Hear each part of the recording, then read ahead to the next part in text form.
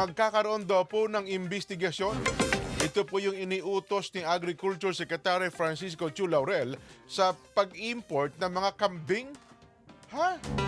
Kambing po pero infected ng Q fever. Naglabas ng order si Laurel matapos makatanggap ng ulat na ang mga lokal na kambing sa Santa Cruz, Marinduque, kung saan dinala ang mga imported na hayop na contracted ng naturang sakit. Hindi pa po matukoy ng Department of Agriculture ang bansa na pinagmulan.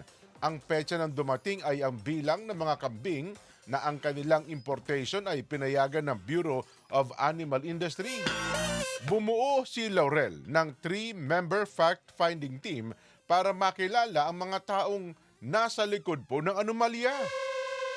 Sinabi ng kalihim na irerekomenda ng panel ang pagkasampa ng kaso at suspensyon ng mga opisyal na may pananagutan para po sa importation.